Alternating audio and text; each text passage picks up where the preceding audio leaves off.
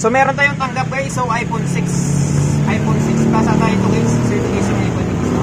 So yung issue nito guys ay no power ito guys, no? Kapag isaksak natin guys sa ating schematic guys or dito guys sa smart charger natin guys ay wala siyang rating guys, no? Yan, so tanggalin lang natin guys yung naka-charge dito guys. So papakita ko sa inyo guys, no? So naka-charge ito guys pero wala siyang reading dito guys sa smart charger natin guys or dito guys sa product schematic natin guys, no? So iPhone 6 Plus no power. So subukan natin gawin. Yan. So kung makita niyo guys, wala siyang amperahe guys, no? So 0 0. So ang gagawin natin, bubuksan natin guys yung unit nito guys. So wala na rin pala itong ano guys, mga bolts guys, no? Yan. So bubuksan natin 'to.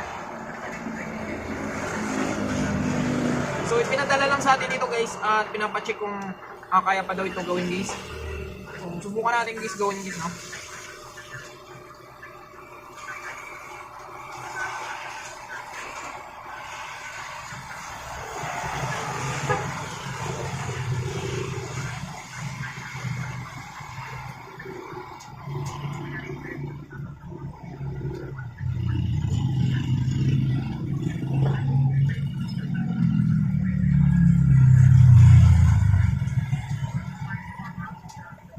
So ayan siya guys, no? So ito guys yung loob guys ng iPhone 6 Plus nito guys, no? Yan. So makita nyo guys, natanggal na dito guys yung PC connector guys ng sa LCD ito guys, no? Banda ito guys. Yan. So tanggalin natin guys. So makita ko rin dito guys ay tanggal na rin guys yung PC connector guys ng battery niya guys, no? So tanggalin muna natin to guys, parang nagalaw na ito guys yung board nito guys, no?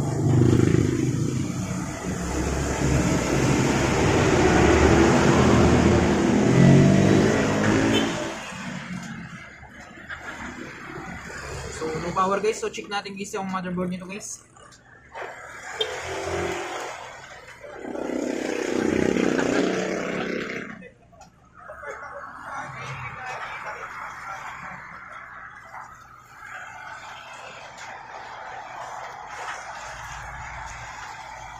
So good board naman siya guys, no? Yan. So wala man siyang shorty dito guys. So normal naman siya guys, no? So positive sa positive, negative sa negative, so dapat papaloin siya guys, no? Yan. So kapag binagtad natin guys yung negative sa positive, positive sa negative, so dapat hindi siya papalo guys. Yan. So good board dito guys yung phone device nito guys.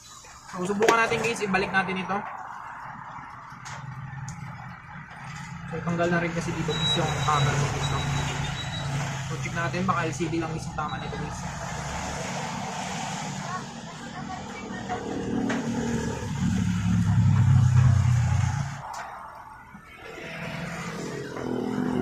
So mali guys yung pagka-install nito guys ng PC connector nito guys, no? So baguhin muna natin guys. So dapat guys yung ito guys ay nandito yun siya sa baba guys, no? Ito guys yung pangatlo nito guys. So ayusin natin to guys. So tanggalin muna natin guys, no?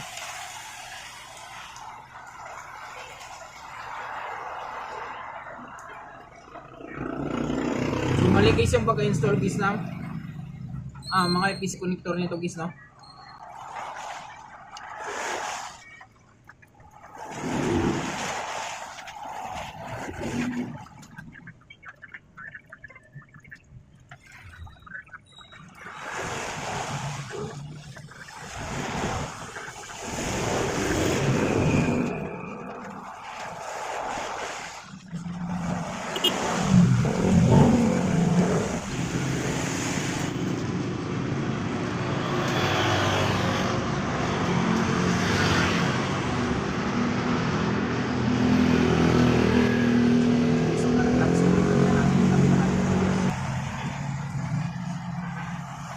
So dapat guys ay nandito ito guys, no?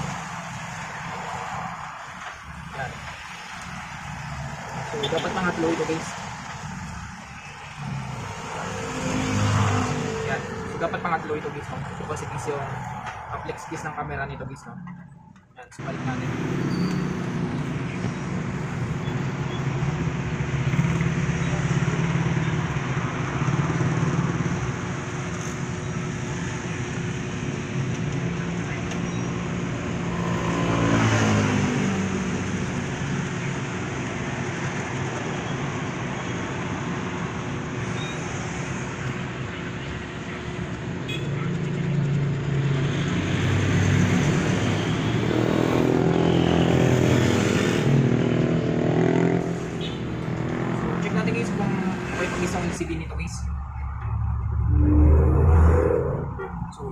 guys.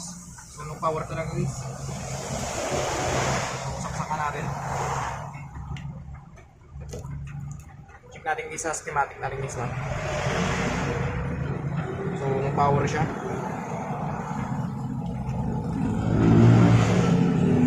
So, wala guys no? No power ito guys.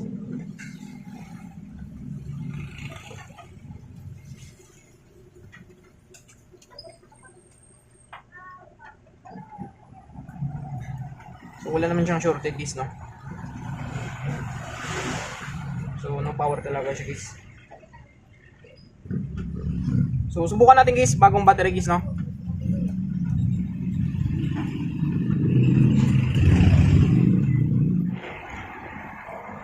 So, ito guys, may bagong battery tayo dito guys. So, subukan natin guys, no?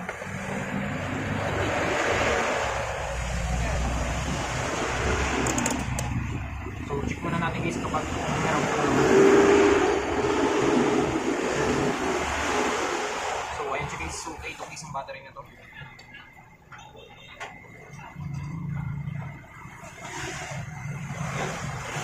So, subukan natin guys. So, baka guys yung battery guys yung tama yun guys, no? So, wala talaga siyang reading guys, no?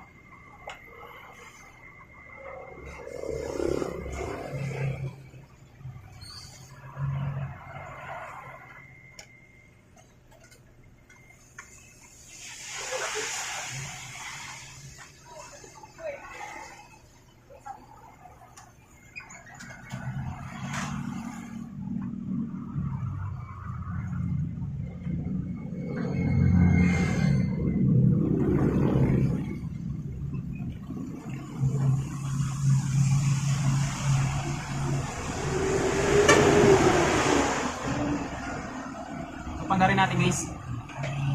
So, ayan siya guys, no? So, mandar siya guys. So, try natin guys sa charge guys, no?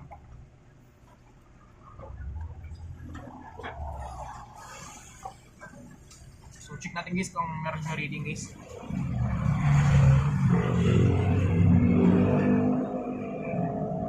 So, wala pa rin siyang reading guys, no?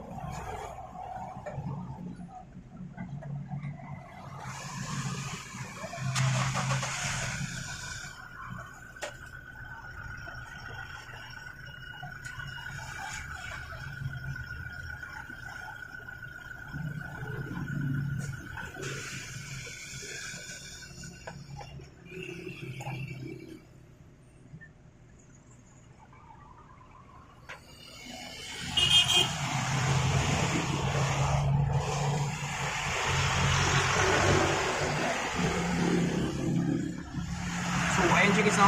So, meron siya nagkaroon guys. So, 1.0 ampere guys, no? So, ibig sabihin guys ay good word dito guys, no? Na-test na rin natin guys, analog test na rin natin guys ay good naman guys yung reading niya guys, no? So, 1.0 guys. So, possible nito guys, may tama ito guys yung LCD nito guys. So, normal na guys yung reading niya guys, no? Yan.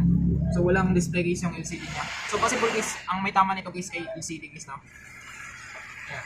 So, nag-reading na siya guys. So, normal na siya guys, no? 1.3 guys. 1.1 kanina, 1.2 hanggang 1.3 guys. Yan. So, 1.0 yun siya kanina guys, no? Yan. So, goods na siya guys. Yes po. Ito po ito, tindahan. Pa? Sa inyo ba?